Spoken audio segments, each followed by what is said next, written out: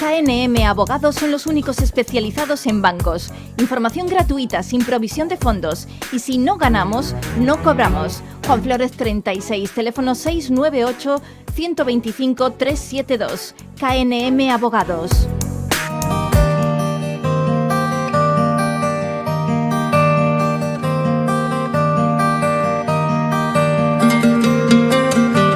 Bueno, pues continuamos en este Cowboy de Medianoche. Ya saben ustedes, cada lunes, miércoles y viernes aquí en la emisora de su ciudad, independientemente de ese punto del planeta en donde se encuentre, siempre tendrá una sintonía y una frecuencia de Universal Radio. Y es que en estos momentos vamos a conectar ni más ni menos que con el magnífico despacho de abogados de KNM. Todo un lujo. Bueno, presumimos de que es nuestro amigo Estanislao de Cosca y algo más, que diría el otro. Querido, muy buenas, ¿cómo va todo? Muy buenas, Gaspar Barrón, a ti y a todos tus oyentes. Y lo primero que quiero deciros es daros la enhorabuena, porque me consta que las audiencias siguen subiendo y que seguís pues superándoos cada día. Por lo tanto, enhorabuena, y además quería decirte también que llevamos ya casi 2 décadas colaborando con Cowboy de Medianoche y con todas vuestras emisoras, con lo cual es un lujo poder estar con todos vosotros. El lujo es el nuestro, contar contigo, querido hermano. El lujo es el nuestro y lo sabes de corazón, además que sabes que es cierto. Bueno, que no es un elogio ahí gratuito, de ninguna manera, es imposible. Si algo me consta, y sabes que es mutuo. Efectivamente. Mira, la verdad es que llevamos tiempo intentando localizarte, sabemos la cantidad de trabajo que tienes dentro de KNM Abogados, y eso sí, te seguimos perfectamente dentro de los espacios audiovisuales de la cadena, tiempos difíciles con Pablo, etcétera, etcétera. Pero claro, a mí me gusta hacérmelo, o sea, tenerte yo en exclusiva, ¿no me entiendes? Claro, esa es la clave, Bueno. Me tienes y lo sabes. Lo sé. Mira, vamos allá. Yo tenía, fíjate, bueno, me tengo que remontar a hace un mes, porque antes incluso del 28 de diciembre ya me hablabas de una prescripción que se interrumpe antes del 28 de diciembre, y creo que así fue, ¿no? ¿Qué pasó exactamente? A ver, cuéntanos. Vamos a ver. La prescripción, estamos hablando del mundo del derecho. La prescripción es la capacidad que un ciudadano tiene de ejercer sus derechos ante un tribunal. Lo va a entender todo el mundo perfectamente. Los que ya peinamos alguna cana, aunque solo sea en las patillas, cuando los etarras mataban a un guardia civil en el País Vasco, se iban para Francia 15 años y un día. ¿Por qué? Porque pasados 15 años prescribía el delito de asesinato. Es decir, en realidad, las oportunidades que los ciudadanos tenemos de acudir a los tribunales para reivindicar o ejercer nuestros derechos tienen fecha de caducidad. Y eso es a lo que le llamamos la prescripción. La prescripción puede ser de un delito penal, por ejemplo, si a nosotros nos estafan, en 5 años, si no denunciamos, pues el estafador queda libre. Si uno tiene un accidente de tráfico o uno se cae en la calle, tiene que saber que el Código Civil dice que usted tiene 1 año para reclamar. Si bien es cierto que después el Tribunal Supremo ha corregido al Código Civil y dice sí, 1 año desde la estabilización de las lesiones o desde la alta médica. Por lo tanto, hay plazos en justicia. Y entrando ya en el famoso 28 de diciembre. Hasta esa fecha, hasta el 28 de diciembre, el plazo de prescripción que los ciudadanos tenían para reclamar determinados contratos bancarios era de 15 años. Pues bien, desde el 28 de diciembre casi todo prescribe a los 5 años. Es decir, por ejemplo, la oportunidad que un ciudadano tiene de reclamar los gastos de constitución hipotecaria, aquello de que devuelven una parte del notario, la gestoría, el registro de la propiedad. Pues bien, en realidad todo pasó a ser de 15 años a 5, a partir del 28 de diciembre. En realidad ya era antes. Lo que sucedió es que el periodo de pandemia que estuvimos confinados, todos sabemos que los plazos administrativos y judiciales se interrumpieron. Por lo tanto, ya tenía que haber prescrito antes. Termino ya, porque hay ahora un debate muy importante. Algunas audiencias provinciales están considerando que, por ejemplo, las reclamaciones ante los bancos no prescribieron el día 28 y hay otras audiencias provinciales que dicen que sí. Entonces, hasta que venga el Tribunal Supremo a decirlos, esta es la fecha verdadera en la que la prescripción pasó de 15 años a 5, tendremos que estar pendientes. Fíjate qué curioso. La Audiencia Provincial de La Coruña dice que el plazo de prescripción fue el 28 de diciembre y el País Vasco dice que todavía estamos a tiempo de presentar nuestras reclamaciones ante los bancos. Por lo tanto, prescripción es la oportunidad que un ciudadano tiene de reivindicar sus derechos. Y todo caduca, que es la frase que a los abogados no nos gusta utilizar porque es otro concepto jurídico distinto, pero todo caduca. Desde los yogures hasta la posibilidad de reclamar el contrato de un vecino. Sí, qué curioso. Bien, entonces, ¿cómo tenemos que interpretar estas diferencias de criterio de una audiencia, de otra audiencia, o en definitiva de una provincia a otra provincia? Es que esto verdaderamente, Estanislao de Cosca, no acabamos de entenderlo como usuario, o sea, como una persona que de leyes entiende lo justito. Bueno, sí, entiendo que un juicio verbal es de menos de 6.000 euros y un juicio ordinario es de más de 6.000, que me explicaste pues el otro día. Ya no lo sabe el común de los ciudadanos. Bueno, mira, a ver, cuéntame. La pregunta es muy oportuna porque además yo creo que voy a intentar clarificarlo. El Poder Legislativo hace las leyes y los jueces las aplican y las interpretan. Por lo tanto, si dos ciudadanos ven un accidente de tráfico y en la declaración policial uno va a decir que el coche era blanco y otro va a decir que el coche era negro. Uno decía que el semáforo estaba rojo y otro en verde. Es decir, la misma acción puede ser interpretada o vista de formas distintas. Y si esto lo aplicamos a la ley, es muy posible que un juez interprete la ley de una forma y otro juez lo interprete de otra forma. Y ahí es donde entra el Tribunal Supremo. En este caso estamos hablando de audiencias provinciales, que es segunda instancia. ¿Y por qué hablamos en el Tribunal Supremo? Presentó un recurso de casación. Casar dos sentencias es cuando una audiencia provincial dice una cosa y otra audiencia provincial dice o lo contrario o distinta. Viene el Tribunal Supremo a casar, a unir la doctrina y por eso hablamos de recurso de casación, de unificación de la doctrina. Por lo tanto, no debe extrañar a los ciudadanos que una audiencia provincial hable de una fecha de prescripción y que otras audiencias provinciales hablen de otra. ¿A qué estamos esperando? A que el Tribunal Supremo hable. ¿Por qué? Porque el Tribunal Supremo continuamente va cambiando su doctrina. Lo hemos visto, por ejemplo, en las cláusulas suelo, en la reclamación de las cláusulas suelo. Al principio se anulaba la cláusula suelo y no se devolvía dinero. En el 2013 se devolvía el 50% y ahora se devuelve todo el dinero. Por lo tanto, las leyes y también la interpretación y la aplicación de las leyes es algo que está vivo y va cambiando con los tiempos. Simplemente, casar sentencias es unificar doctrina. Recurso de casación. Ya hemos aprendido algo más hoy. Sí, señor. Ya estamos ahí. Al final me vas a tener que llevar de pasante, ¿eh? Cuando quieras. Me vas a tener que llevar de pasante. Bueno, hombre, hablando de las interpretaciones, ¿qué más quieres? Yo no soy futbolero, pero bueno, me gusta ver cosas y tal. El famoso VAR, ¿no? Que uno lo ve de una manera y otro lo ve de otra. Y al final dices, es que los dos tienen razón. Que si está fuera del área, que si no sé qué. O sea, ya con eso, ¿qué más queremos? Una cosa que vemos millones de personas, que vemos la imagen, que vemos la jugada y que ni el VAR lo soluciona. Bueno, afortunadamente hay un Tribunal Supremo que es el que al final manda, ¿no? Digamos, esa es la clave. Esa es la clave. Sí, que unifica la doctrina. Que unifica la doctrina. Oye, hablando de doctrina, voy a hacer un paréntesis. Que el otro día, nos mandaban un correo para preguntarnos, no a nosotros, sino a nuestro queridísimo Estanislao de Cosca, KNM Abogados, ¿qué es eso de la doctrina Parot? ¿Qué es esa? ¿En qué? Porque parece ser que hay algunas sentencias, algunos escarcelados que gracias a la doctrina Parot han podido salir de la cárcel. Hacemos un paréntesis en eso que creo que es muy interesante. Cuéntanos.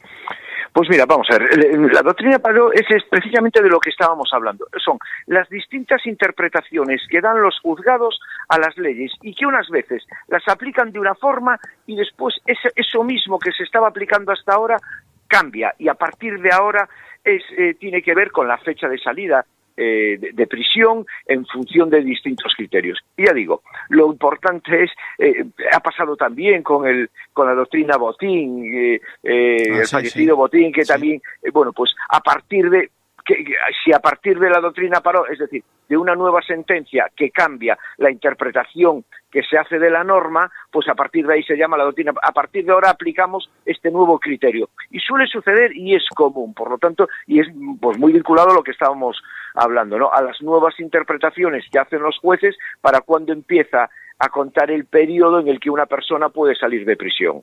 Qué curioso. Y bueno, pues la legislación, la norma cambia. Lo estamos viendo también con el caso de Cataluña, ¿no?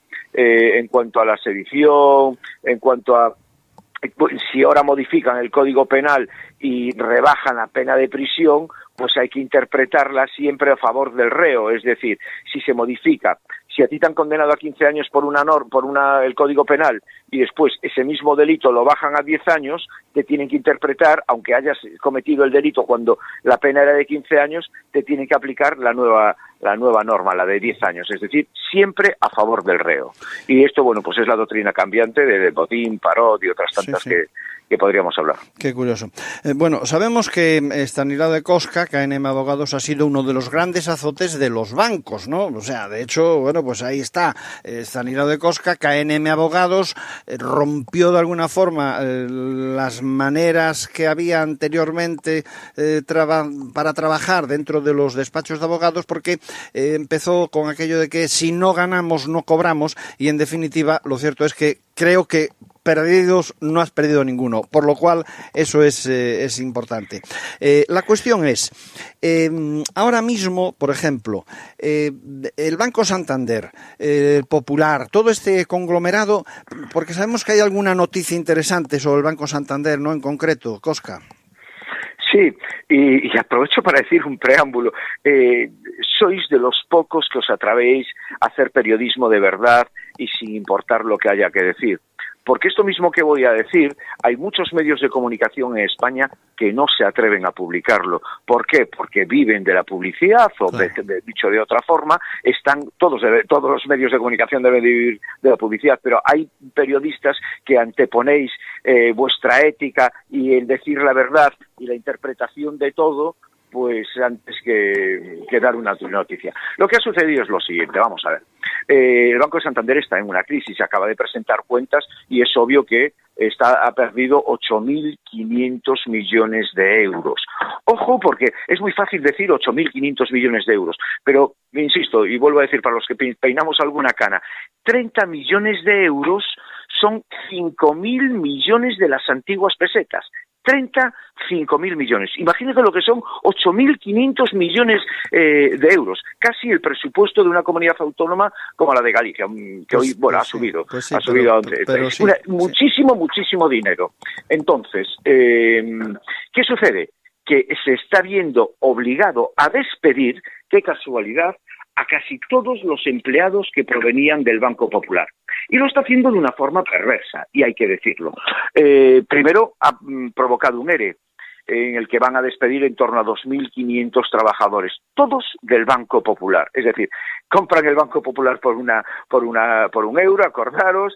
Sí es cierto que valía más porque asumieron la deuda. Quizás en estos 8.500 millones de euros de resultado negativo tiene que ver mucho las pérdidas de salir de compras y salir mal. Claro.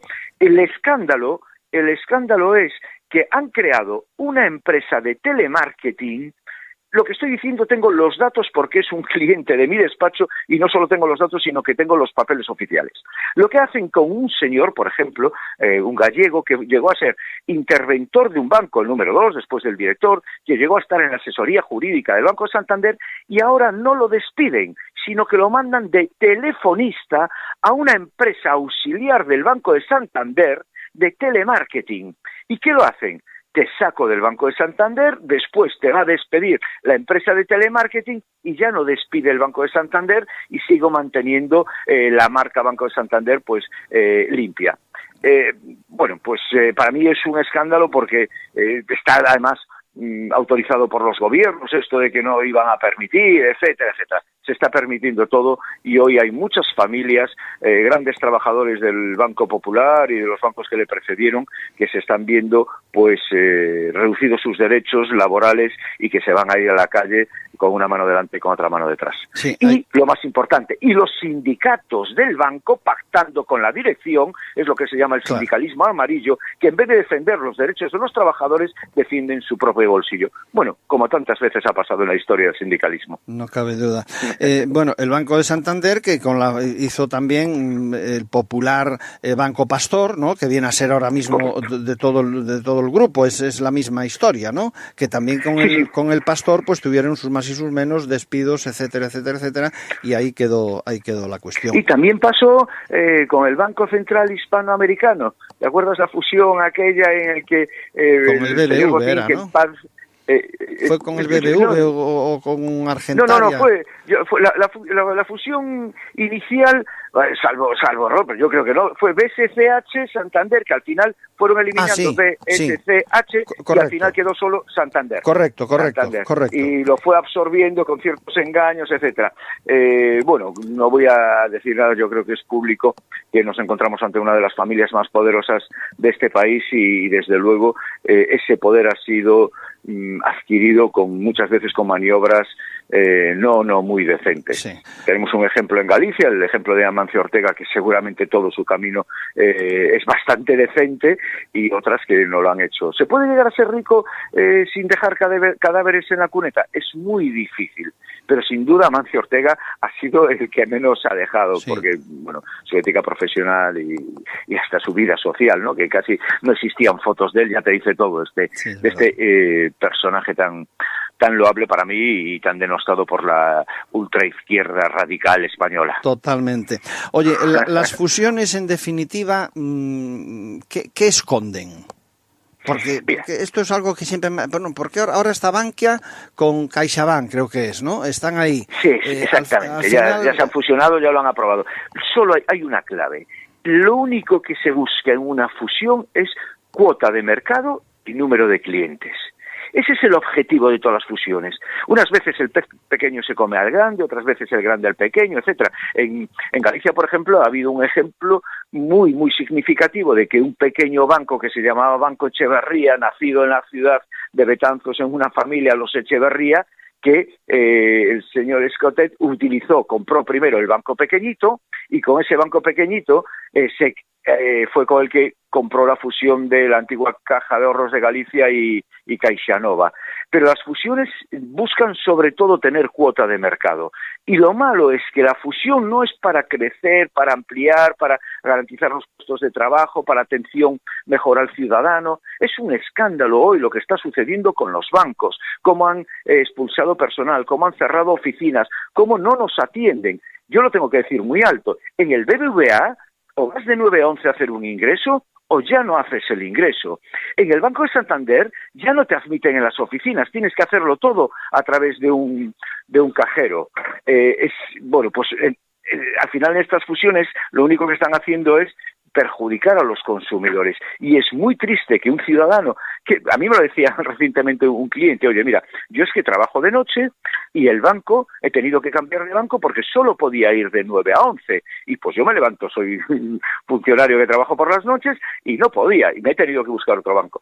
Por ejemplo, cualquier ciudadano hoy en España que quiera ingresar un dinero, 1 euro, aunque solo sea 1 euro o 1.000 euros, en cualquier juzgado de España, no se lo admiten en caja, solo por cajero. Y después, personas mayores, con grandes dificultades, personas que no dominan la tecnología.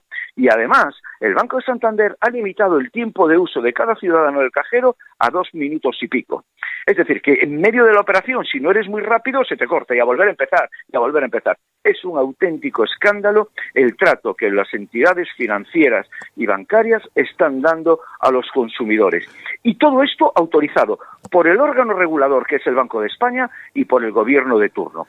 No ya los escándalos de las cláusulas abusivas que llevamos sufriendo, acuérdate de las preferentes, de las obligaciones subordinadas, de las acciones de Bankia, de las acciones del Popular, de las cláusulas abusivas. Y termino ya. En una hipoteca normal de un ciudadano, que haya hecho, por ejemplo, una hipoteca en el año 2010, puede haber hasta 5 o 6 cláusulas que han sido decretadas abusivas y contra el consumidor. Cláusula suelo, te pongo un límite, te digo que la hipoteca es variable y sin embargo no es variable, te pongo un límite del 3%. Cláusula de vencimiento anticipado, si me dejas de pagar 3 cuotas, te puedo ejecutar y te saco la casa a subasta. Cláusula de gastos de constitución, usted es el pagafantas y va a pagar el notario del banco y el suyo, la gestoría del banco y el suyo, el registro de la propiedad que solo le interesa y la tasación, etcétera. Los contratos vinculados que están prohibidos en España, no te doy la hipoteca si no me haces un seguro de vida. Eso es lo mismo que si voy a un centro comercial y le digo yo al ciudadano, no le vendo la lavadora si no me compra una nevera.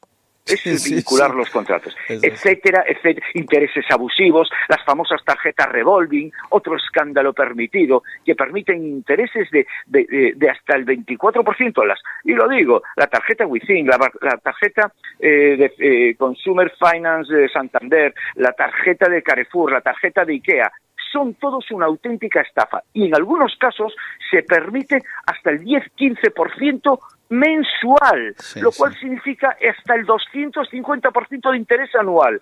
El Tribunal Supremo lo ha moderado un poco y dijo que menos de 21% ya no es abusivo.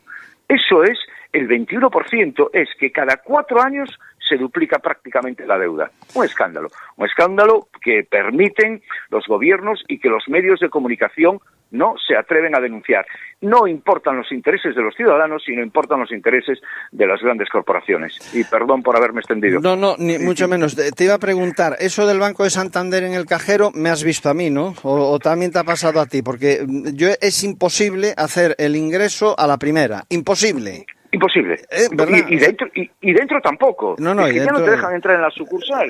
Y encima te cobran. Mira, o sea, vas a ingresar y te cobran por el ingreso en tu propia cuenta. O sea, son cosas que no tienen sentido. Y las nuevas comisiones de mantenimiento de las cuentas, pues puede estar en 140 euros tener una cuenta bancaria abierta. Mínimo. Yo por eso siempre recomiendo a todos los clientes de mis despachos decirle, pero ¿tú para qué necesitas 3 tarjetas, 3 cuentas, 3 no? Yo soy un ciudadano que tengo un banco, una cuenta y una tarjeta. Y no necesito más. Y sé sobrevivir. Hombre, vivo sin WhatsApp, imagínate. También es verdad. Oye, me dejas atónito con esos 8.500 millones de euros que ha perdido el Banco de Santander. ¿Puede uno estar tranquilo si tiene cuenta en el Santander o estas cifras al final, el papel lo soporta todo? Sí, aparte tienen que saber todos los ciudadanos que el gobierno garantiza los 100.000 primeros euros que tengamos en una cuenta bancaria. Es decir, si un banco va a la quiebra, se nos garantiza los 100.000 euros. Supuestamente, porque después vienen los corralitos, después se puede o no se puede, etcétera. 100.000 euros, pero en la cuenta, ¿no? Porque si lo tienes en acciones o en otra historia en ese banco, no cuenta. En la cuenta sí. No. En la cuenta.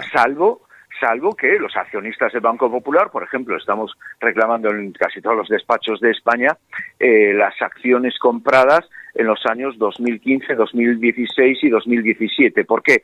Porque el Banco Popular falseó las cuentas.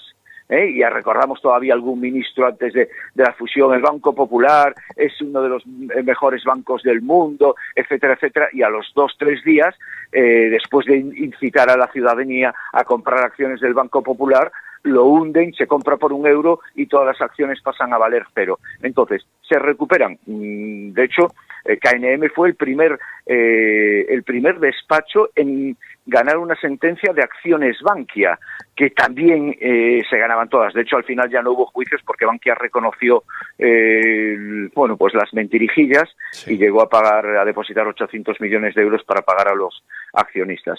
Los bancos mienten y los bancos engañan. Y eso no es malo. Lo que es malo es que el órgano regulador, que es el Banco de España, y el órgano que debe defender los intereses de los ciudadanos, que es el gobierno, no hagan lo que tienen que hacer. Se les llena la boca de agua cuando están cuando están en la oposición o cuando están en las cloacas, como decían algunos, o cuando ya no eran casta, pero cuando llegan al gobierno, más de lo mismo. Es así. De hecho, ya ves, si cambias Vallecas por el chalet, pues eso ya te dice todo. Está claro. Quiero recordarles, estamos en el Cowboy de Medianoche, esto es Cadena Universal Radio, estamos con nuestro queridísimo Estanislao de Cosca Fernández, KNM Abogados, y lo hacemos para departir minutos de información jurídica que a buen seguro a usted como oyente le puede interesar. A lo mejor hoy no, pero mañana dirá, a ver, ¿qué dijo Cosca en ese programa? Porque tengo que decirte, Cosca, que todavía estamos recuperando cortes de diferentes entrevistas que hemos hecho aquí en el Cowboy, que son actualidad y que vamos recordando, como ese consejo del abogado en casa por KNM Abogados. Te lo digo porque en realidad este tipo de información yo creo que nunca dejará de estar, digamos, en el alero. O sea, al final... Sí. Te digo que recientemente, no hace muchas semanas, iba en el coche y yo mismo me escuché una intervención que creo que era de hace 2 o 3 años y dije yo, coño, si todavía, perdón por el tacón, si todavía es actual. Sí, es decir que es verdad. Lo aprendemos. Es así. Bueno, tenemos más cosas. Por cierto, una de las cuestiones que muchas veces hablo en este programa es el asunto de las compañías de seguros, ¿no? Y ahora, en realidad, un servidor ya ha optado por lo siguiente. Si tienes un problema con una compañía de seguros, bueno, pues lo que haces es llamar a la compañía te atiende, entre comillas, de aquella manera, y te lo peritan de aquella manera. Les voy a decir una cosa, y doy mi palabra de honor de que es así. Actualmente lo que hago es olvidarme de ese servicio que me ofrece la compañía de seguros.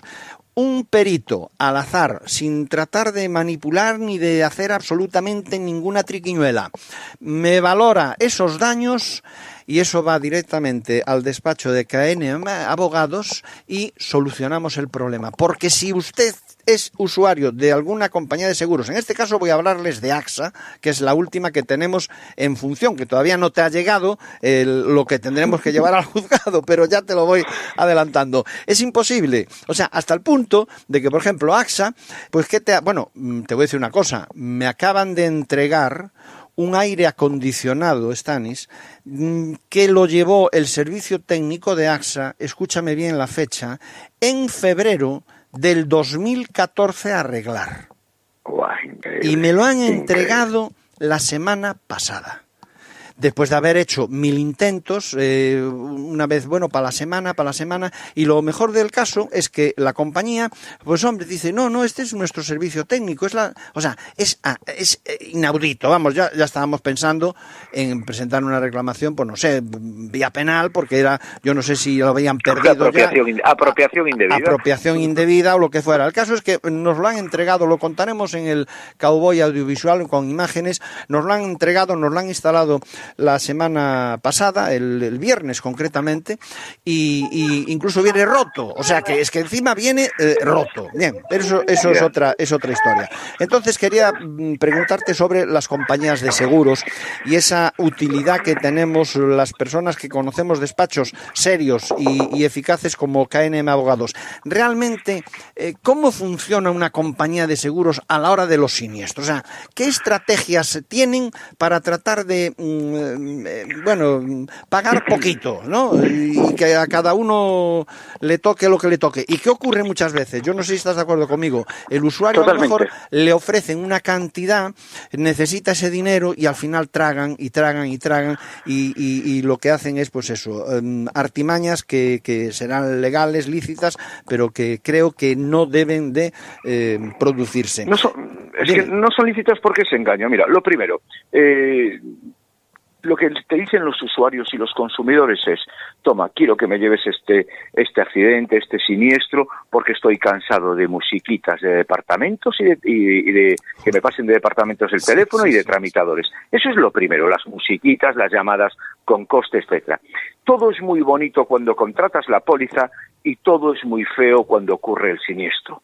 Y los tramitadores de los seguros, no por la naturaleza del tramitador, sino por la naturaleza de las compañías de seguros, son personas que se encargan de colgarse medallas cuando te rebajan y consiguen un 30, un 40% menos de lo que te correspondería. Y esto es así.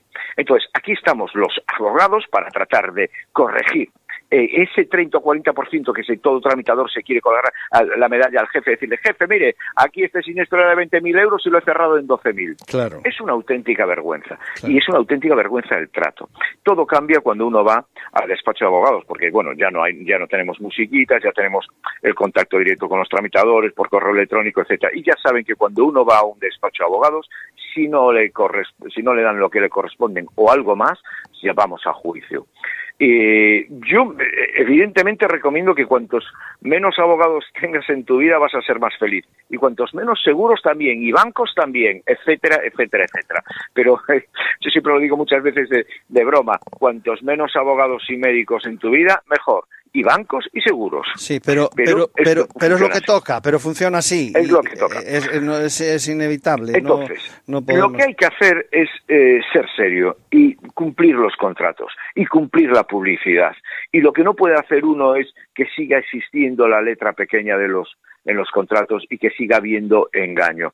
Todas las semanas en todos los despachos de abogados de España entran casos de es que el seguro me dijo que y ahora veo que en el contrato que firmé, que claro, ¿quién lee los contratos? Pero si no leen, ni siquiera, hombre, desde hace poco los notarios empezaron a leer lo que se firmaba y a explicarlo, pero hasta hace poco se firmaban 10, 20, 30 hipotecas en una mañana, que cada una hipoteca tiene 50, 60 folios y haría falta días de 150 horas para cumplir la legislación.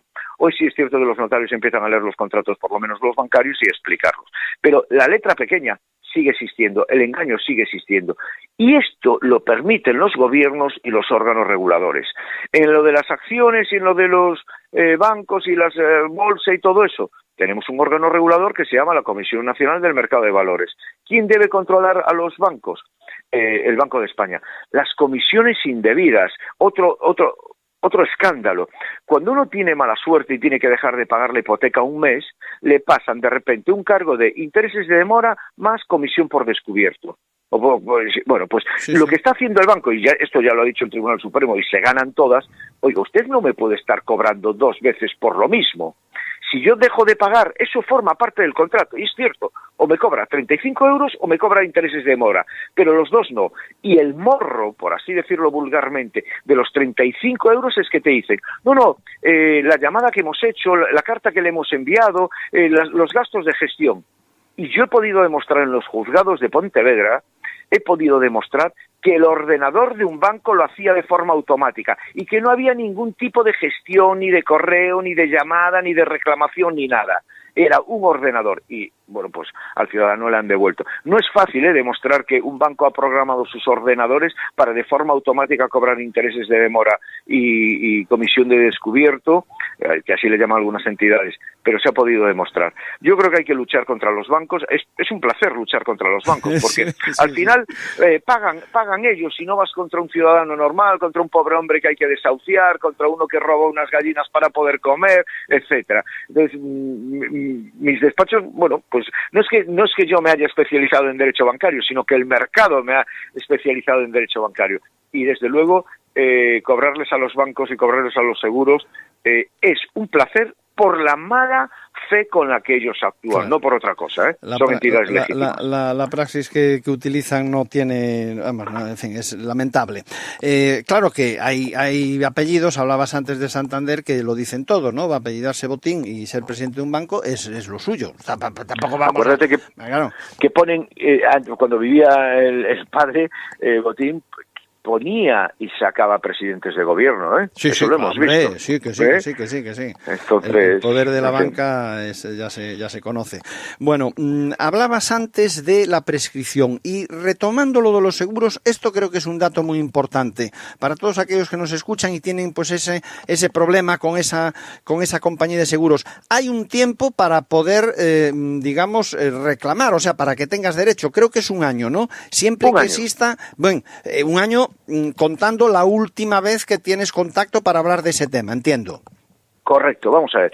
Un año desde el último siniestro. Si hay una inundación continua a lo largo de muchos años, o humedades en una casa, de la terraza de arriba, el plazo de prescripción de la reclamación de un seguro es de un año, y la de un accidente de tráfico de un año, y de la caída de una calle de un año. Ojo, si hay lesiones, el año empieza a contar desde el alta médica o desde lo que llamamos la estabilización de las lesiones. Pero si usted cree que no le va a dar tiempo en ese año, lo único que tiene que hacer es mandar un burofax interrumpiendo la prescripción. Creo recordar que es el artículo 1793 del Código Civil. Interrumpir la prescripción. Se pone el contador otra vez a cero desde que yo le mando ese correo advirtiéndole sirva este correo electrónico, burofax, que es más fehaciente, para interrumpir la prescripción. Y siempre que se interrumpe la prescripción, el contador se pone a cero. Sí. Y los ciudadanos lo entenderán muy bien porque Hacienda, que los impuestos prescriben a los 4 años, de forma masiva, cuando ve que va a pasar 3 años y 11 meses, manda cartas a todos los ciudadanos que puede tener alguna sospecha para poner el contador a cero y que pues los impuestos prescriban. Sí. Otro escándalo y para mí un delito. Sí. ¿Cómo que es esto que a los 4 años yo ya no tengo que pagar? Si ustedes no me han cogido, ya no pago los impuestos. ¿A quién beneficia la prescripción de 4 años de los impuestos? A los millonarios, a los ricos, al ciudadano muy poco. ¿Cómo que es como lo del asesinato de los terroristas? Antes era 15 años, ahora ya determinados tipos de asesinato no prescriben. ¿Pero qué es esto de que yo mato a una persona y si me voy al Caribe 15 años, si vengo a los 15 años y un día ya no tengo que pagar? Vaya escándalo. Sí. ¿Qué es esto de que he defraudado a la agencia tributaria 200 millones de euros, he conseguido esconderme durante 4 años y a los 4 años y un día ya no tengo que pagar? No. No, es muy injusto y ahí no se hace justicia. Sí es cierto que la prescripción es necesaria porque uno tampoco no puede estar todo el día pendiente de si me van a demandar, etcétera, etcétera. Correcto. Parece un poco justo. Pero en determinados delitos y en determinados asuntos no debería existir la prescripción porque siempre beneficia a los mismos, a los malos o a los ricos. Atención a este dato. Si usted tiene un problema con una compañía de seguros, sabe que tiene un año para hacer esa reclamación, pero que esa prescripción se corta en el momento que un día antes o 2 días antes de la fecha en la que tuvo lugar ese siniestro del año, de cumplirse el año, usted pues se pone en contacto con la compañía para preguntar, por ejemplo, por lo que está pasando o por qué no le han atendido. Así valdría, ¿no? Correcto, muy bien, así es. Pues tenemos que seguir hablando porque, oye, hay muchas cosas interesantes que podemos comentar con el politólogo Estanislao de Cosca, que es hablar de Cataluña. Oye, antes de esto, ¿la vacuna puede estar obligada? Es una pregunta que nos hicieron concretamente desde León, una vez que hablamos de que íbamos a tenerte en el programa, ya hace un mes y pico, y que, bueno, pues queremos contestar ahora, concretamente a José Antonio Rivas, de León. ¿La vacuna es obligatoria? ¿Llegará a ser obligatoria? ¿Debe ser obligatoria? ¿Cuál es tu opinión jurídica y personal en este caso? No, yo creo que la vacuna no debe ser obligatoria para el ciudadano común. No debe ser obligatoria. Además, está demostrado que si tú obligas a vacunarse a la gente, se produce el efecto perverso. Dicho esto, hay determinadas personas que sí pueden ser obligadas y deben de ser obligadas a vacunarse. Por ejemplo, lo estamos viendo en las residencias de mayores, que los hijos de personas que tienen tutorizado a su padre porque tiene Alzheimer, demencia senil o todo esto, y que han sido decretados incapaces por un juzgado.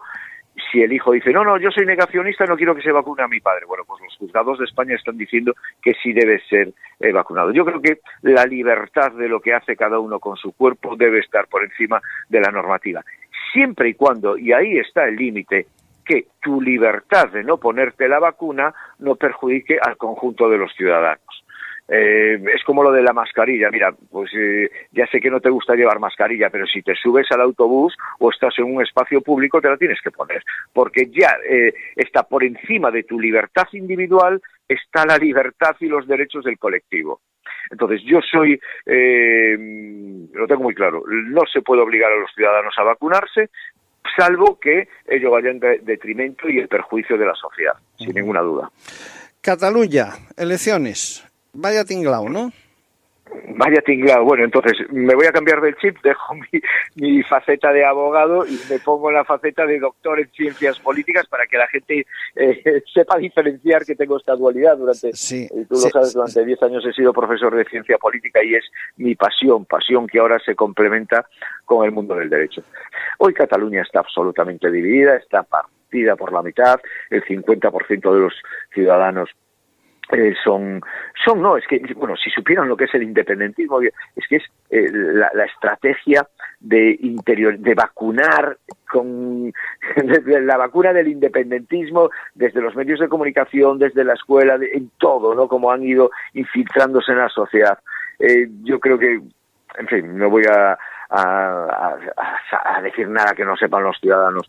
Hoy el independentismo, el nacionalismo, en el siglo XXI no tiene sentido. En un mundo cada vez más globalizado, con unas sin fronteras, en que los medios de comunicación nos permiten estar en el otro lado del mundo en solo unas horas, cerrarnos, independizarnos. No. Otra cosa muy distinta es mantener la cultura, la lengua, las tradiciones, la historia. Pero de ahí a convertirnos en una aldea, pues yo creo que es un error, pero es la moda, esto va a pasar, tienen el control de todo, hasta de las cárceles. Fíjate qué escándalo, que el Tribunal Supremo los haya vuelto a meter en la cárcel y que esté todo programado para que las juntas de tratamiento y la consellería que tiene competencias, es que era automáticamente para sacarle las competencias de la gestión de las cárceles. Claro, es que están vulnerando el derecho de igualdad. ¿Qué podrá decir un preso de una cárcel de cualquier otra esquina de España? Esto es un escándalo. Y que los políticos puedan abrir las puertas de la cárcel para que estos señores hagan campaña, se han aprovechado porque los soltaron justo el día que sabían que aun presentando cualquier recurso no iba a poder ser resuelto durante la campaña electoral. ¿Van a volver a prisión? Sin ninguna duda, pero han conseguido, vulnerar la ley, prevaricar. Ya sabemos que prevaricar es cuando una autoridad o un funcionario público actúa mal a sabiendas de que está actuando mal, y aquí no pasa nada. Este es uno de los problemas. Si el Partido Popular llega a hacer el 0,0001% de lo que se está haciendo por algunos lados, había una revolución en la calle. Acuérdate que, se le acusó de montar la guerra de Irak, se le acusó de hundir el Prestige.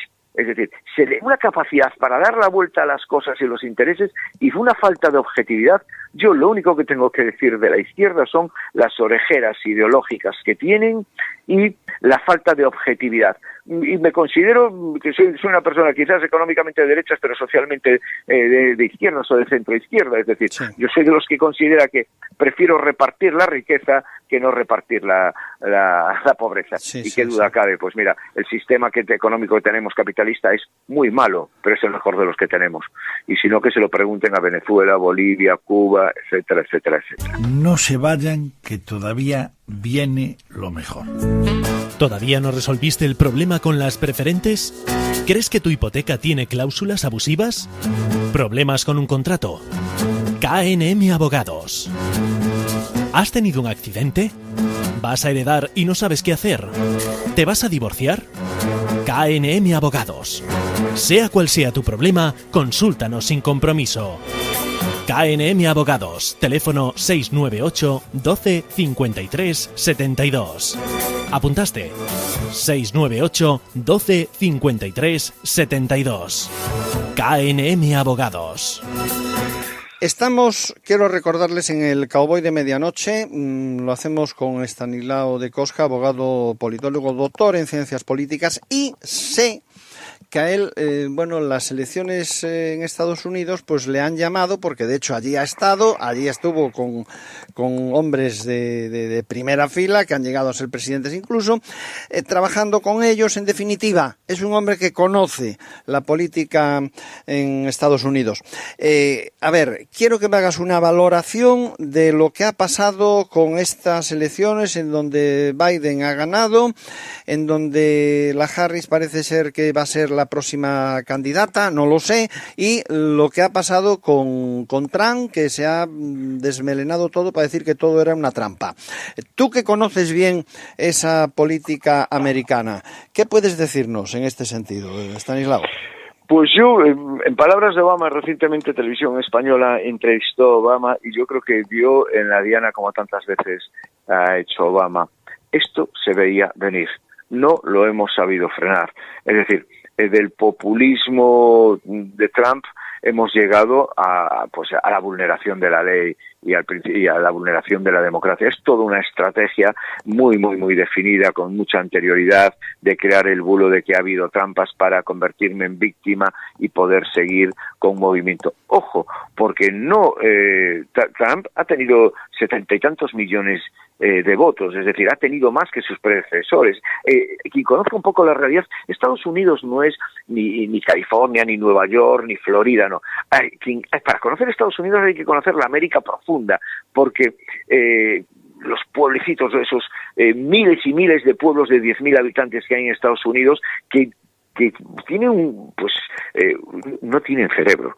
Créeme que no tienen cerebro. Es que, sí. Entonces, esto es, hombre, yo me considero que soy votante de centro derecha en España, sin ninguna duda votaría demócrata en Estados Unidos y nunca votaría republicano, ¿no? Y menos, es un escándalo del señor Trump, y yo creo que había que cortarlo, y creo que ha incumplido la ley y debe ser juzgado, porque ha hecho un mal y un daño a la democracia estadounidense terrible, terrible. Afortunadamente ha perdido las elecciones, pero está muy vivo, porque la diferencia de votos tampoco ha sido tan gigantesca. Es decir, que hay cerca de 100 millones de americanos que comulgan con Trump. Pero es que es una sociedad, a mí siempre he tenido la ocasión, como tú decías, de vivir 3 años en Estados Unidos, de poder colaborar ahí en una esquinita en el estado de Nueva York con la campaña de Bill Clinton. Tuve la suerte de estar en la fiesta de la victoria electoral de Bill Clinton en un hotel en Nueva York. Es decir, me encanta Estados Unidos, y sin embargo no entiendo, por ejemplo, que todos los discursos políticos terminen Dios bendiga América, que todavía en el billete de $1 diga God bless America. Es decir, está profundamente metida en la sociedad americana la religión, pero a unos niveles, bueno, comparables como la religión de las armas o la religión de del poder económico, etcétera, ¿no? Es una sociedad llena de contrastes, y es muy difícil para un europeo que no ha conocido, no digo ir una semana a Nueva York, que no te da tiempo a conocer Estados Unidos. Es una sociedad extremadamente extraña en sus comportamientos, en sus ideas. Pues eso, lo que vemos, ¿no? Que lo normal sea llevar armas, incluso han tenido que poner detectores de metales en los institutos, etcétera. Y yo creo que afortunadamente vamos a tener un buen presidente de Estados Unidos, y afortunadamente Trump, que pudo haber sido un buen presidente, pero sin ninguna duda quedó siendo el peor presidente de la historia de esta democracia joven, que debe tener 220 y tantos años esta democracia, pero nunca había pasado nada como lo que pasó ahora. Oye, comportamiento, enfermizo para mí. Cuando viste la entrada del asalto al Capitolio, ¿qué pensaste? Porque allí sabemos que has pisado aquellos... No daba crédito, sí, estuve por allí, no daba crédito, no podía imaginar lo que estaba pasando, y que nunca había pensado, nunca pude haber pensado que esto iba a suceder en Estados Unidos. En Cataluña, pues sí, ya lo vimos, asaltando determinadas instituciones, etcétera, pero en Estados Unidos, y todo provocado por el señor Trump y por una pandilla yo creo que de locos. Sí, porque, ojo, no me estoy metiendo con el Partido Republicano, ni con la ideología republicana, ni mucho menos. Me estoy metiendo, pues quizás con esos 300.000 votantes del Partido Republicano, que lo que necesitan no es ir a votar, sino que lo que necesitan es un psiquiatra, sin ninguna duda. Ya lo vimos, los elementos que estaban por allí, ¿no? Y los negacionistas estos, y los que creían en cosas que es mejor ni recordar. Me sorprendió muchísimo, y nunca creí que podía haber llegado a ver lo que vi. Pero bueno, ya sabes que la realidad siempre supera a la ficción. Nunca nadie pudo imaginar que las Torres Gemelas iban a caer, ni en aquella película en la que efectivamente una avioneta... Efectivamente. Nadie pensaba siempre que la realidad... Sí. Correcto, siempre la realidad, y lo digo porque tengo muy buenos recuerdos de las Torres Gemelas. Yo viví en Estados Unidos entre el año 90 y 93, y tuve la suerte de vivir me pagaba los estudios de ciencia política y la tesis doctoral y todo eso, y di clase en las Torres Gemelas, en el piso 42, a directivos de Lehman Brothers. Y ahora no existe ni Lehman Brothers ni las Torres Gemelas. Y no es porque yo sea gafe, sino porque la vida es así, ¿no? Está claro. Efectivamente. Bueno, querido Estanislao de Kostka, amigo, hermano, ¿qué podemos decir para finalizar? ¿Qué nos queda en el tintero? Bueno, tú eres una persona que, ya digo yo, con muchos posibles. O sea, podríamos estar hasta mañana pasado hablando y tendrías recursos para ello. Pues voy a dar un consejo todavía, porque ya que tenemos 9 millones de españoles con hipoteca, todavía estamos a tiempo de reclamar los gastos de constitución hipotecaria. Todavía se puede conseguir el 50% de la factura del notario, el 100% de la factura de gestoría, el 100% de la factura del registro de la propiedad y la tasación de la vivienda. La media de un ciudadano normal ahí tiene unos 1.800, 1.900 euros que si no los reclama se los va a quedar el banco. Por lo tanto, animar y a la gente a que reclame, a que acuda a los despachos de abogados y que siempre les diga, es que he escuchado en la radio, si no ganas no cobras, ¿verdad? Y si no se lo hacen así, usted puede saber dónde se lo hacen. Si no gano, no cobro. Eso es KNM Abogados. KNM Abogados, efectivamente, en la vanguardia del derecho en todas las especialidades. Querido Estanislao de Kostka, ha sido un placer como siempre tenerte en este Cowboy de Medianoche, tu programa. Un beso muy fuerte. El tuyo, amigo. Un beso muy fuerte para ti y para todos los oyentes, y es un placer como siempre. Muchas gracias. Hasta siempre.